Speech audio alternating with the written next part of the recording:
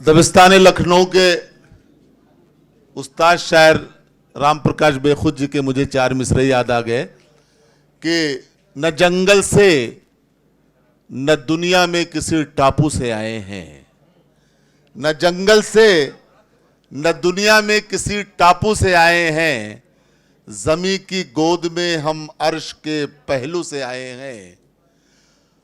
हमें रोजी तो हिंदी और अंग्रेजी ने दी, लेकिन हमें रोजी तो हिंदी और अंग्रेजी ने दी, लेकिन मगर आदाब जीने के हमें उर्दू से आए हैं। ये कुछ जज्बात हैं ज़बान के कई लोगों की अपनी मोहब्बत। आइए, मैं एक बहुत ही खूबसूरत व्यंगकार, मैं हास रस के तो नहीं कहूँगा, लेकिन उन बहुत ही सशक्त हस्ताक्षर कहे जाने वाले विनय आशु जी को मैं कुछ शेर पढ़ दे रहा हूँ जब तक वो पानी पी रहे हैं। बाद में उन्हें हम ही लोगों को पानी पीने पर मजबूर कर देंगे।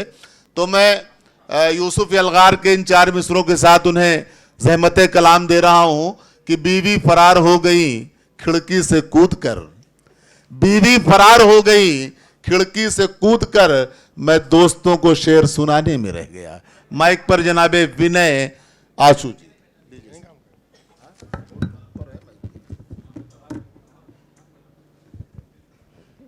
हेलो, गोरखपुर की सरजमी को प्रणाम करता हूँ, सलाम करता हूँ। मंच पर विराजमान सभी हजरात को और महानुभावों को, दद्दू कलीम कैसर जी को, खुर्शीद साहब को, सभी लोगों को मैं अपना प्रणाम करता हूँ। आप सभी लोगों को प्रणाम निवेदित करता हूँ।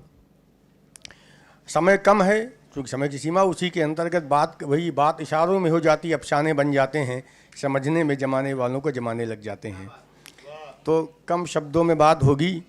पहले तो जिनकी किताब का आज लोकार्पण हुआ है, हमारी बाजी नुसरत अतीक साहिबा, कुछ पंक्तियाँ उसके संदर्भ में पढ़ना चाहता हूँ कि सुलगते एहसास का समन शायरी है, सुलगते एहसास का समन शायरी है, और शायरी संसार में हर उपादान से भारी है, शायरी संसार में हर उपादान से भारी है, और एहसासों का दर्पण पुस्तक शब्द पिटारी है, एहसासों का दर्पण पुस्तक शब्द पिटारी है, और अल्फाज बयां किताब नियामत न्यारी है, अल्फाज बयां किताब नियामत न्यारी है। और किताब कोई भी बड़ी मुश्किल से बनती है, किताब कोई भी बड़ी मुश्किल से बनती है, खुशी व गम के अश्क संभाल कर रखती है, खुशी व गम के अश्क संभाल कर रखती है। और चेहरे तो बदलते रहते यहाँ बेहिसाब साहब, चेहरे तो बदलते रहते यहाँ बेहिसाब साहब, किताब हमेशा किताब ही बनी रहती है, किताब हमेशा किताब ही बनी रहती है। तो मैं चाहता हूँ कि नुसरत जी कहाँ चली गई हैं? कहाँ? अच्छा बैठी। दद्दू की दुआएं, इनको दद्दू की दुआएं मिले कामयाबी कदम चूमे, दद्दू की दुआएं मिले कामयाबी कदम चूमे, और सकल संसार में आप शान से झूमे, सकल संसार में आप शान से झूमे।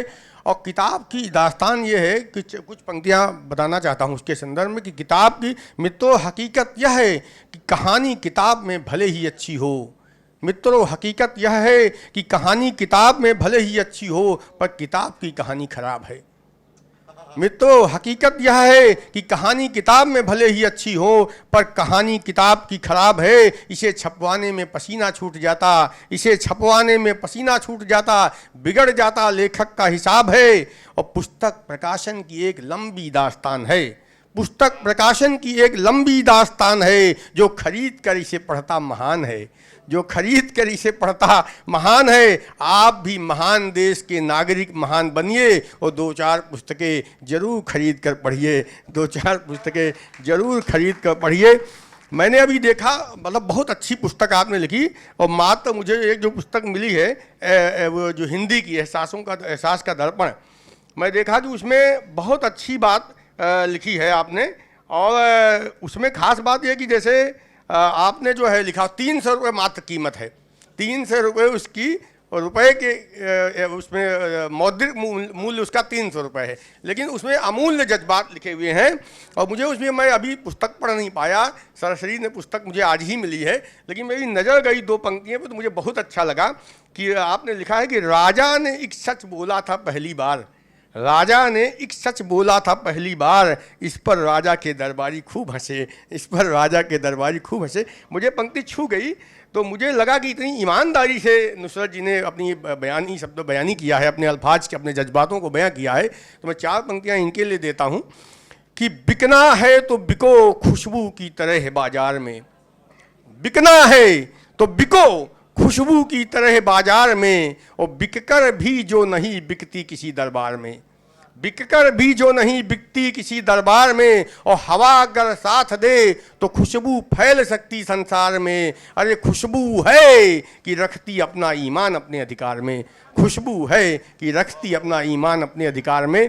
फिर कहता, अभी बड़ी अच्छी महफिल सजाई है, भाषा की बात हुई, मुझे शैल चतुर्वेदी की कोई पंक्तियाँ याद आ गई। शैल चतुर्वेदी ने कभी लिखा था कि कहीं पे लिखा है कि एक लड़की थी, गुजराती में गाती थी, मराठी में मुस्कुराती थी, उर्दू में लजाती थी। उर्दू हमारे अदब और लज्जा की ज़बान है। उर्दू, एक लड़की थी, गुजराती में गाती थी, मराठी में मुस्कुराती थी, उर्दू में लजाती थी, और दोस्ती के नाम पर अंग्रेजी में सिंगट्ठा दिखाती थी। तो ये भाषा की खूबसूरती होती है। तो ये बात है। अभी बड़ी अच्छी महफिल से भाई, आज के जज्बात लोग नहीं समझ रहे हैं। मैं कहता हूँ, मर्ज किसी मजहब को हो भाई, मरीज किसी मजहब को हो भाई, मरीज किसी मजहब को हो भाई, मर्ज एक है तो उसकी एक ही दवाई। वही पैरासीटामॉल आपके लिए, वही पैरासीटामॉल हमारे लिए, कोई फ़र्क नहीं, ये फ़र्क हमने बनाया है।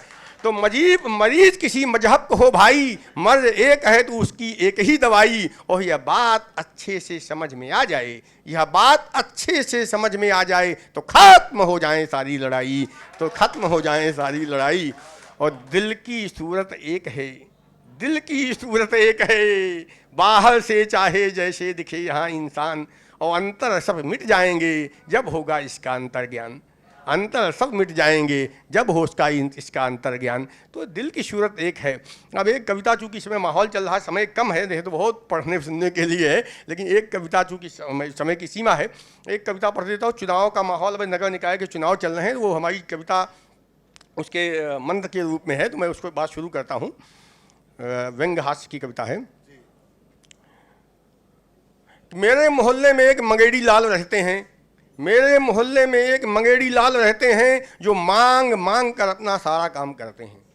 मेरे मोहल्ले में एक मंगेड़ी लाल रहते हैं, जो मांग मांग कर अपना सारा काम करते हैं। मांगने की शुरुआत 500 रुपये की फुटकर मांगने से करते हैं, मांगने की शुरुआत 500 रुपये के फुटकर मांगने से करते हैं। नोट बिल्कुल नया कड़क व असली, नोट बिल्कुल नया कड़क व असली सामने वाले के समक्ष पेश करते हैं। और यदि सामने वाले के पास पूरे 500 रुपये फुटकर न हो तो 150 रुपये कम लेकर भी उसके दिल और दिमाग में अपना घर करते हैं। यदि सामने वाले के पास पूरे 500 रुपये फुटकर न हो तो 150 रुपये कम लेकर भी उसके दिल और दिमाग में अपना घर करते हैं। फिर मांगने का ऐसा सिलसिला शुरू करते हैं कि जब तक कि सामने वाला स्वयं मंगेड़ी न बन जाए तब तक जनाब पीछा नहीं छोड़ते हैं। फिर मांगने का ऐसा सिलसिला शुरू करते हैं कि जब तक कि सामने वाला स्वयं मंगेड़ी न बन जाए तब तक जनाब पीछा नहीं छोड़ते हैं। जब पहली बार मंगेड़ी लाल जी ने मुझसे 500 रुपये के फुटकर लेकर पड़ोसीपन जताया, जब पहली बार मंगेड़ी लाल जी ने मुझसे 500 रुपये के फुटकर लेकर पड़ोसीपन जताया तो मेरे दूसरे पड़ोसी शर्मा जी का फ़ोन आया। शर्मा जी बोले, मंगेड़ी लाल आया था क्या? मैंने कहा जी आए तो थे। बोले फुटकर ले गया क्या? मैंने कहा जी आपसे भी मांगने आए थे क्या? वे बोले मेरे पास 5 साल पहले आया था, तब मैं उसे नहीं समझ पाया था। आप सावधान रहिएगा, ज़्यादा व्यवहारबाजी में मत पड़िएगा, आप सावधान रहिएगा, ज़्यादा व्यवहारबाजी में मत पड़िएगा। उस दिन मैंने मन ही मन शर्मा जी को बहुत कोसा था। अजीब हैं लोग, परस्पर फूलते फलते रिश्ते नहीं देख सकते हैं। अजीब हैं लोग, परस्पर फूलते फलते रिश्ते नहीं देख सकते हैं।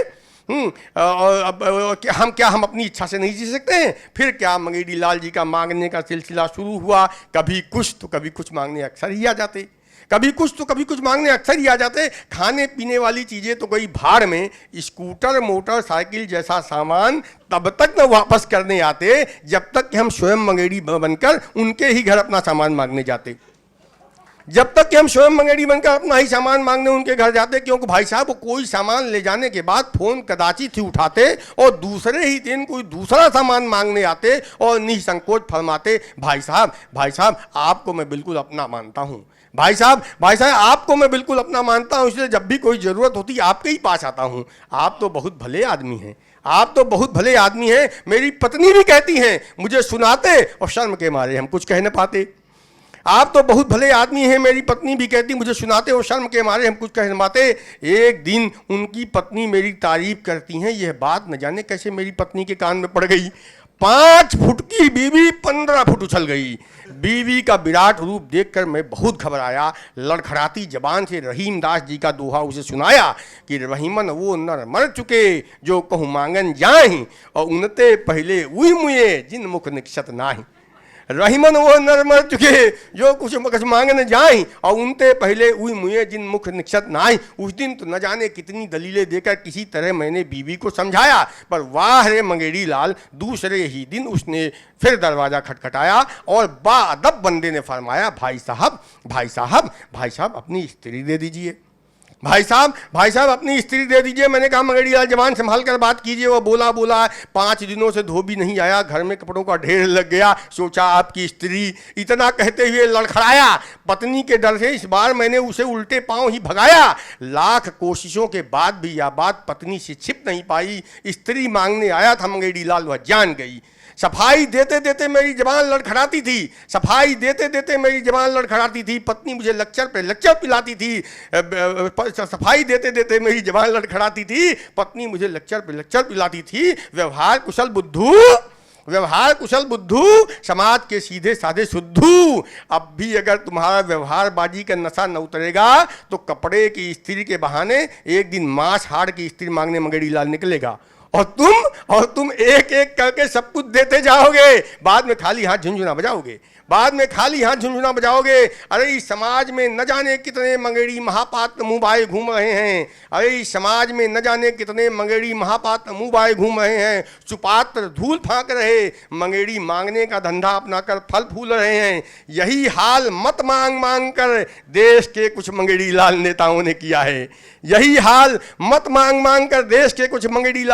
किया है। और हमने मात्र मत समझकर बिना समझे बूझे उसका दान किया है। अतः अक्ल के भोंदू जरा चेत जाओ, देना है जो कुछ उसे सुपात्र को थमाओ। कोई सामान सलाह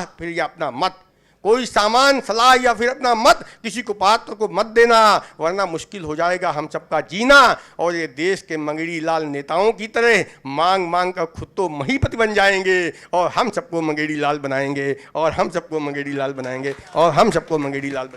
धन्यवाद। जय।